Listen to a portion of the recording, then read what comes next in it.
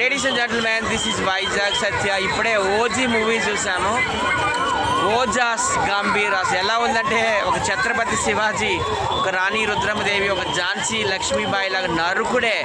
వాళ్ళంతా వాళ్ళ రాజ్యాల కోసం, శివాజీ మన హిందువుల కోసం, రుద్రమదేవి కాకతీయ సామ్రాజ్యం కోసం, అలాగే ఝాన్సీ లక్ష్మీబాయి కూడాను ఉత్తరప్రదేశ్ కోసం పోరాడింది. అట్లనే మన పవన్ కళ్యాణ్ కూడా అక్కడ ముంబైలో పోర్ట్లో అవకతవకలు జరుగుతున్నాయి కదా, అందరూ కూడా డాన్లు, అందరూ మాఫియా, వాళ్ళ మీద పోరాటం చేసి తీసాడు ఈ సినిమా.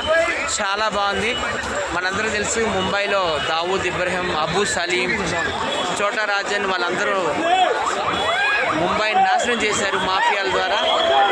సో వాటి మీద చేసే పోరాటమే ఈ సినిమా. అందరూ కూడా తప్పక చూడండి. ఈ సినిమాలో ఇమ్రాన్ హస్మి చాలా హ్యాండ్సమ్గా ఉన్నాడు. విలన్ లాగా లేడైతే, విలన్ లాగా లేడు, ఆయన హీరో లాగానే ఉన్నాడు. పవన్ కళ్యాణ్తో పోటాపోటీగా నటించాడు. అలాగే హీరోయిన్ ప్రియాంక మోహన్ కన్నడిగా, ఆమె కూడా చాలా బ్యూటిఫుల్గా ఉంది ఈ సినిమాలో. 16 అన్నాల తెలుగింటి ఆడపడుచులాగానే కనిపించింది.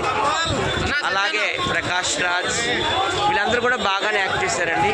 ముఖ్యంగా మ్యూజిక్ సూపర్ తమన్ గారిది. అందరూ కూడా చూడండి ఓజీ.